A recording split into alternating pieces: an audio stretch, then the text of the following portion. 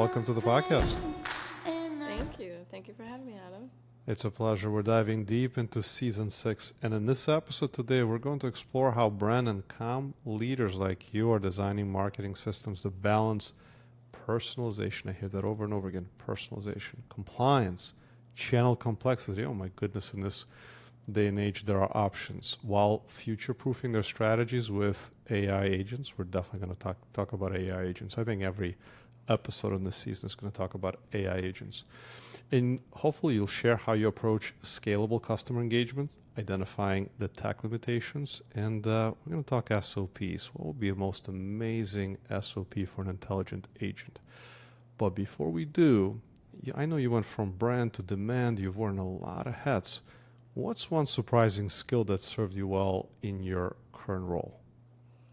I think really understanding how long it takes to get things done gives me a keen focus on what can be automated and what needs a human touch.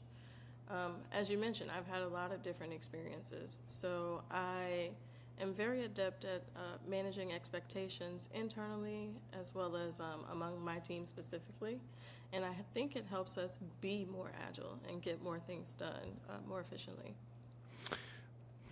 And that's the name of the game now, being agile, getting it done. And I'm pretty sure you're the first lifecycle marketer I've had on the podcast. I'm not saying you're the only one that's involved in lifecycle marketing, but Shalanna, tell me, when we say lifestyle marketing, lifestyle, I said lifestyle, no, that's life cycle, although that's a lifestyle too.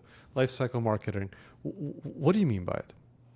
So lifecycle marketing is really about understanding your existing customers, understanding why they came to you in the first place, and then helping them navigate through products and services that meet their need, ultimately to increase their tenure with you as a customer and increase their lifetime value with the company overall. Customer journey. Yes. It's extensive, it's long, it's complex. The number of touch points across the journey are, I don't know, I'm not going to say endless, but there are a lot of them. Do you think that is the future of how we're going to think about marketing, especially for products, perhaps services? But isn't that the ultimate way how to think about the customer journey?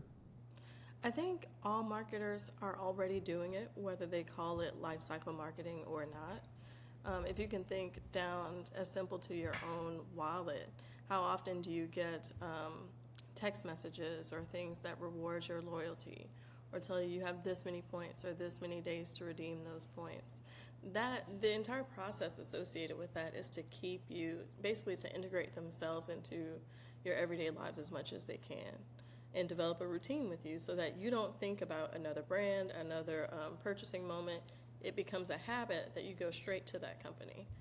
So we're already doing it, and those who aren't doing it, I think are finding themselves a little bit behind the 8 ball and trying to quickly develop ways to catch up. Now, as a whole, we find B2B strategies to be at least 3 to 5 years behind B2C strategies. So I've seen a lot of B2B companies just getting up to speed with what lifecycle marketing and loyalty can look like for their business. But the wheels are already turning, and they'll be keen to catch up. I couldn't agree more. And I'll have a number of guests in this season whose wheels are not just turning, they're in action, they're sprinting forward. And when we think about the customer journey, there's also, we got to think about it for multiple audience types or ideal customer profiles. So when you're working with multiple audience types, how do you get a sense of personalization at scale without burning out your team? Because I know there's a lot of efforts out there, and I think there's a sense of this, I don't want to say desperation, but this like, how do we actually get personalization at scale done? Yeah, and it's become so challenging recently, but I think for us at Scaled Agile, we've really shifted from what I would see as a one-size-fits-all or modular approach to more of a role-specific personalization strategy that's powered by technology and community. So for us, personalization begins with understanding our 6 core roles. So these are what people come to us to get certified in, and really mapping what are their real-world challenges, and then using that to develop content that really addresses them directly. We lean into sometimes AI-driven content recommendations, interactive tools, and community-curated insights to ensure that each user really feels personal while also minimizing the lift on our internal teams. So if you can think of it as mass customization, but within cohorts, using structure and smart tools, and allowing that content to adapt dynamically to each learner's path, that's really what we found to be effective for us. So 6 cohorts across the entire life cycle, with content being curated based on where they are in that stage of the cycle. Yes, exactly. And when we need to get more granular, we will slice that by the amount of time they've been with us, or their last activities that they've done within a certain time period. But that's really how we get to scale with our users. And how do you think about that across channels? Is this an omni? Do you focus on emails? If you don't mind speaking to that as well. I do feel like right now we are more dependent than I would like on email. So we've started to integrate other channels into being able to reach our customers. And that could be everything from pop-up messages and push notifications on our internal platforms that they go to and log into, videos that are happening in the public domain on things like YouTube and LinkedIn. We're reaching them really everywhere we can. So I would say it's more omni-channel than not, with a little more dependence on email than any of us would like.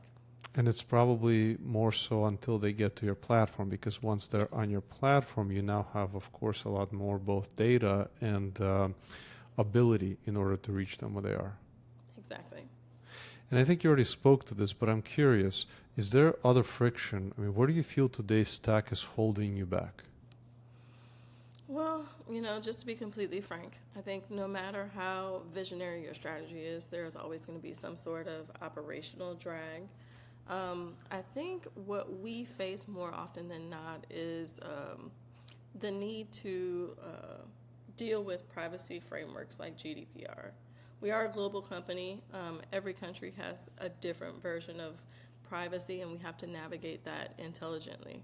So we operate in that space that really requires deep personalization, but usually finds those people behind firewalls, maybe using multiple identities across systems, or have highly sensitive data, like if they're in a government space or another public service space. So that makes our identity resolution process more of a need and surprisingly fragile. What I find is that it can slow down our real-time personalization. It can create bottlenecks that lead into learn flows, and it can limit how we're able to nurture those cohorts across the life cycle without slipping into over-personalization or over-communication. So what we've started to do is really base a lot of our content, our editorial content, on the activities they have given us access to, like what they've done in the platform, what kind of content they're consuming, what sort of courses they've taken, and things like that. So that's how we're getting around it, but we would also always love more personalization than not. What a fine line, right? We want more data so that it's more personalized, but then we have to be careful, because knowing too much, we slip into territory, whether it's legal or it just feels creepy. Yeah.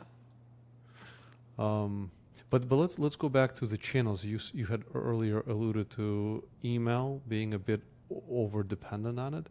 In more of a perfect world, if you were to look at all of the channels, and maybe we can speak to prior to them getting onto your product platform, although it would be interesting to examine, it doesn't matter whether they're in a life cycle, but what channels would you see as being most effective if you could have them all?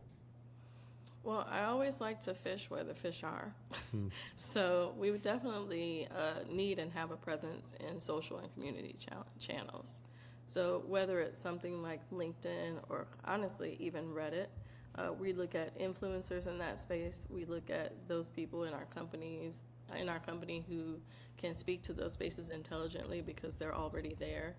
We are also actively communicating with people in our own community channels, and also making them, in certain cases, moderators of the channel, so that it has more of an authentic appeal to the 2 million people we've trained, quite frankly. We're also exploring what SMS can do for us. Now, we don't have a widget that people can buy, but we do have different messages that we need to communicate to them and keep them in the loop of, your safe skills trial ends tomorrow, or you have this micro-credential that needs to be completed by this date. Your certification is expiring on this date. Here's a link to renew before that expires, that kind of thing. And as I mentioned, we're looking at our push notifications, our pop-up notifications that happen within our platform. But like I said, we fish where the fish are. So we'll go out to any platforms they're on and really try to understand how we can be there authentically and serve the audience, not just serve ourselves. I love that. And I think that takes us straight into where I'd like to spend a bit of time, which is, turning SOPs into agents, AI agents. And you and I had started to talk about this in preparation for this podcast. And I think we had a bit of push and pull, what's possible, what isn't possible. We're going to do that live now. But there are a couple things that I'd like to do as table stakes before we begin, and I want to check in with you on them, Shalanna. So the first is, when I say AI agent, and I've done this about 60 to 70 times in the last 2 months with various growth leaders, and I've gotten various definitions. So I'd like to propose one. I'm going to take a pause and say, do you agree or would you change it? Here's the definition I propose. It is a digital employee.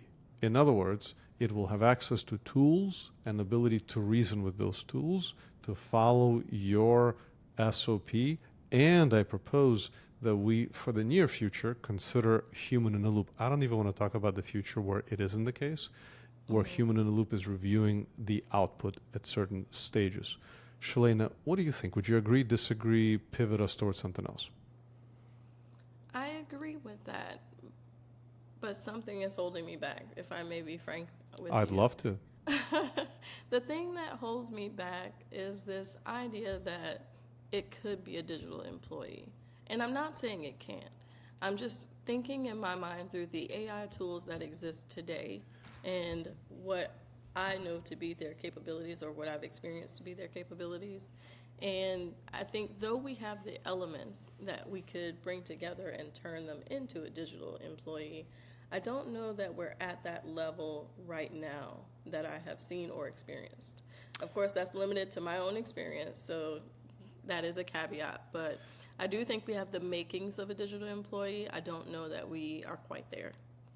So for those who are listening, right, Shalanna, I love that point of view. And I mentioned to you in a pre-interview, I said, bring it. That's exactly what we want to talk about. Yes. So for those of you listening, right, you may be one of 3 camps. The first camp is you don't believe it's coming. Okay, that camp is becoming smaller and smaller. Okay, the second camp is Shalanna saying, we're not just quite there yet. And that is vast majority of you. That's the vast majority of those listening and those I'm speaking with. If you're in a small group that's already championing or pioneering and you are in the bleeding edge and you're already building and deploying, throw your comments into the chat below and share what you've learned. Meantime, I can tell you, we in our organization, our agencies are in that bleeding edge, and I have bruises to show you, failures to point to.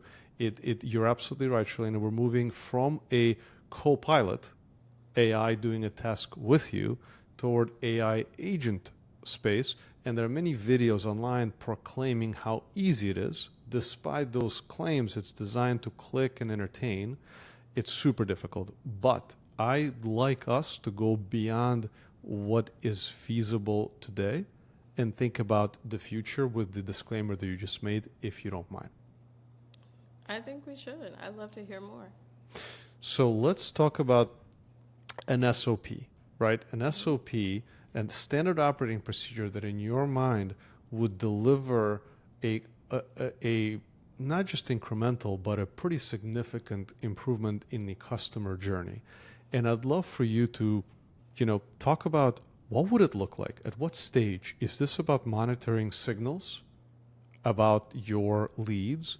Is this looking on your platform? Is it looking at assets you've created, blogs and YouTube videos, where do you see the best return on the investment if this SOP could be turned into an AI agent? And let's dream. Let's abandon caution and dream for a minute. That's a wonderful concept. I don't get, in our day to day, we don't get a lot of time to dream. We're usually always doing. But I think that we have codified our personalization efforts into what we would call obsession-based editorial strategy. So every quarter we're rallying around a set of rotating themes. Names like, AI and Agile, or leadership development, ROI measurement, and how we can get leaner, but then tailoring that by role and by industry, and developing curated content bundles. We've also developed these segmentation playbooks that define the tone, the format, the delivery mechanism by cohort, whether it's something we're doing through e-commerce or enterprise lace leads or partner channels. They're not just guiding the content, but really guiding the entire lifecycle experience. What I would like to see if we are trying to go from there into, waving the magic wand or dreaming what could happen, is not necessarily us developing content based on what we have available, but intelligence, really thinking about what activities our people are doing, how long it's taking them to complete them, and really developing content around keeping them moving through the cycle and letting them almost self-identify what they're interested in hearing more of. If it knows these are all of the things we can talk to them about, let's not let it be just us talking about what we decided to talk about that month, that quarter, that year, but let our users tell us, this is what I'm hungry for more content on, of all the themes you have available. And having an AI agent really create endless types of content in different formats for that end user. You took that and went all in. I said, let's wander, and you're like, let's wander. Like you open the door, let's go. I love that. So let me play it back, and then let's refine together. My playback would be kind of meet them where they are. So you have your customer journey. You look at a moment in time. They just onboarded onto your platform, as an example. Next, they are a particular cohort. We talked about 6. Cool. Mm-hmm. Next, you want to understand what they're interested in, and there are one of two ways to do that. You can either make an assumption based on their behavior on your platform, or you can explicitly ask. In either case, you are now going down the path of saying, the more you know, let's go ahead and start to create content that's relevant for them in that moment based on their interest to take them to the next dot of that customer journey. Yes. Could you clarify, would you agree that it's, let's look at their intent data, how they're using your platform, or would you say, let's be more explicit and start to ask them what would they like to hear more about? Well, I think we do a lot of asking in different ways already, but there is a bit of a lag between us asking and the content being developed.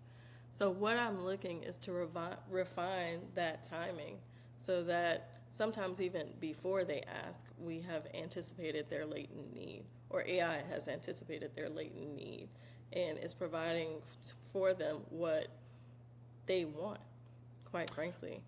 I love that. How about we drill just a bit further, but instead of me picking onboarding, could you pick a dot in that journey and then the next dot in that journey, and we play with it for a little bit? What would be an interesting moment where you're getting not stuck, but you're experiencing a drop-off?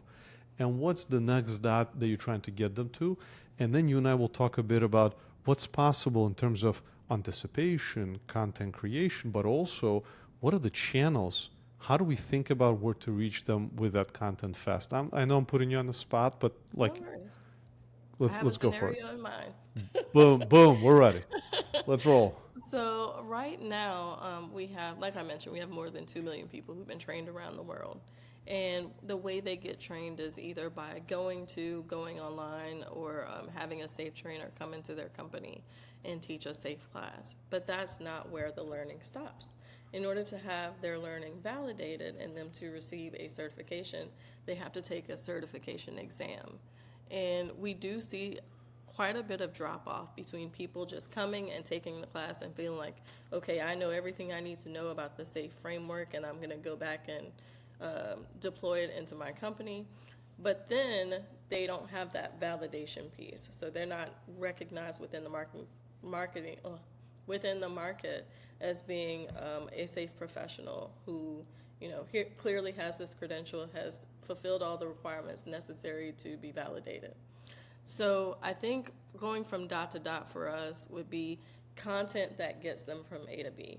Right now, we're brain dumping and really, trying to understand and have asked them, what took you so long to take this exam? We understand the average timing. We understand if you don't take it within that time, you're probably not ever going to take it. But it would be great if we had some assistance in developing more content. So as time evolves, it's providing study guides. It's telling them you have this much time left to take the exam. You'll need this much time to study for it. It may, if they don't actually set aside time to study for it, it may be giving them tips within. Here's the top 5 things you need to know before you take your exam. Like, it has an endless well of content that it can provide to that user that's spurring them to take the exam. Did you know you could be done with your exam in as little as 20 minutes? You're 20 minutes from having your certification. There are so many different angles and reasons why people don't do that. We want to understand them even more granularly than we do today and provide content that helps them get over that hump. You went all the way from 2 dots to ideation of how to solve it. That's exactly, I mean, basically we're saying give an agent all of the data about the starting dot, give it all of the assets available. When I say the starting dot, I mean the cohort, their time when they enrolled on your website, perhaps even their LinkedIn profiles. Do we dare to go a little further and say, go look at their profession or current role, how long they've been in it, how many years, imply career growth, leverage from that potentially the value they could obtain from the certification and sell it to them because you're selling them to make another effort. So basically, agent, here's an individual, here's everything about them, and here's all of the assets we have available, and here are your channels. Email, SMS. Do we even go further? Do we try to engage them when they're on your platform to get them to commit to or answer their questions live? Is that even a new channel to consider? Just ideating with you.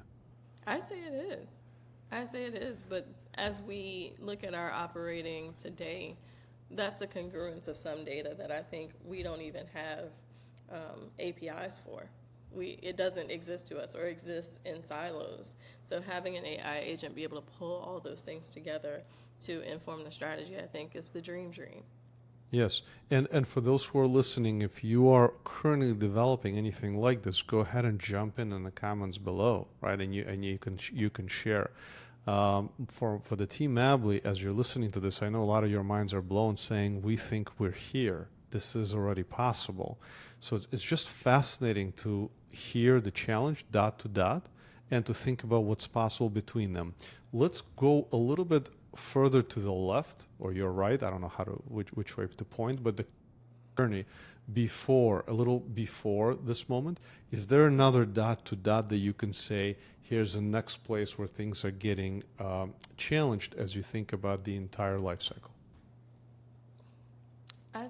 I wouldn't say things are getting challenged, but I think we have the opportunity between the time they register for a course and the time that course actually happens. I think we have an opportunity to get them more bought in, more ingrained with the company, and we haven't quite figured out what the secret sauce is there yet.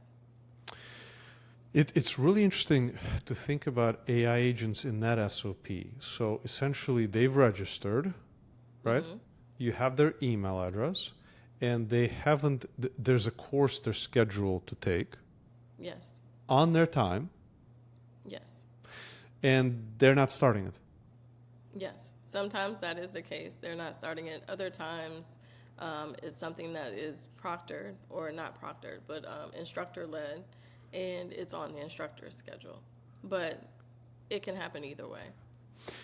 The more we're learning about AI agents, and there's a playbook that was just released by OpenAI as they're preparing for a tsunami of agents to be created. And I don't know if you've heard Zuckerberg talk about it a few months ago. It's in my trailer for the season, where he says billions of agents will be created. I think the reason we're looking at billions is because, as you described that, I think that's a different agent entirely. This agent has different assets, different objectives, different data. They may share their data, but it's almost like saying, hey, you are responsible for taking a registration and accomplishing the following, for them to show up during a course with measurement of here's how many show up, or did they enjoy the course, here's the exact, and then now your job is to look at this data, these assets, and execute to the best of your abilities while constantly learning. I don't know if there wasn't even a question there, Shalanna. I was just thinking through it out loud with you, but it sounds to me like dot to dot are different agents and different SOPs. That is a very intriguing point of view, because I would not have thought of them as different agents, but the way you so eloquently describe them, I can see that opportunity. So thank you. Of course, the more we dive into it, the more we realize that if you make too big of a leap, it's garbage. Hallucinations, quality drops off, impossible to measure impact.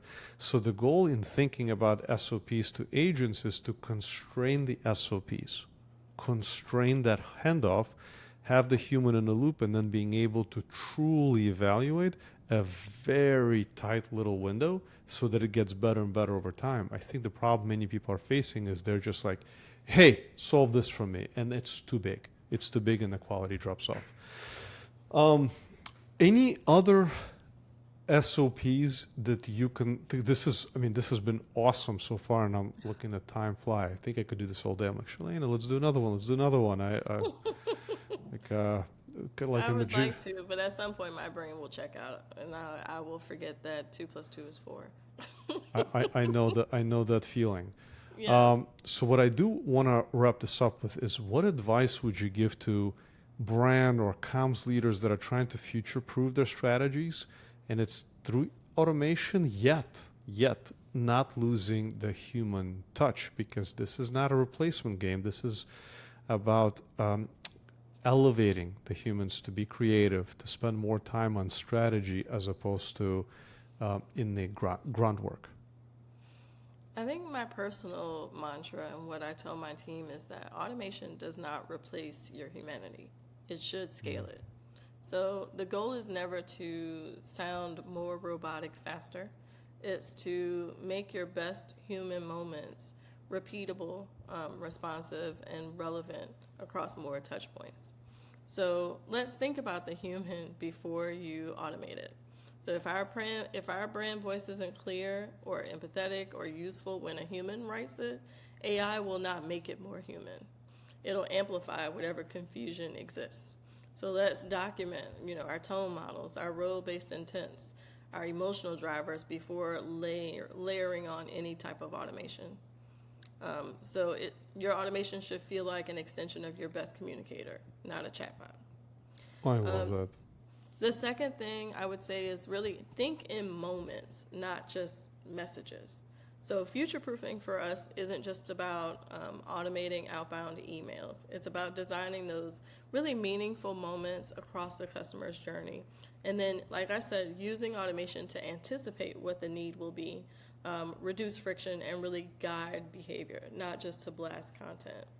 So the more value I think your audience feels in every interaction, the more trust you retain, even when no human is there. And last but certainly not least, keep your hand on the dial. So I think that automation should feel like a symphony, not a factory. So you're building in time to regularly review just how all of your systems are performing, both on metrics and emotion. Because I think if you have one and not the other, you're going to miss something. So future-proofing for us is really about future feeling. What you just said there got me thinking, symphony versus a factory. Wow. Mm-hmm.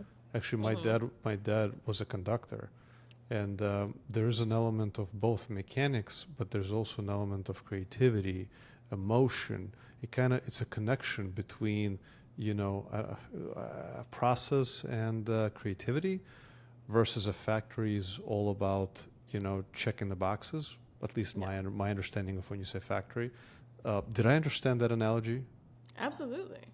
Absolutely. Like I said, if you do one and not the other, it certainly is a recipe for things not to be as effective as they would be if you had your hand on the dial. Shalanna, thank you so much for joining. Thank you so much for bringing Thank some of you. those the hard questions and wondering with me. And for those who are listening, go ahead and drop comments in the description below. You'll check out LinkedIn to Shalanna's LinkedIn profile. And we're looking forward to the audience thoughts. Shalanna, thank you so much. Over and out. Thank you for having me. Been a blast. Bye.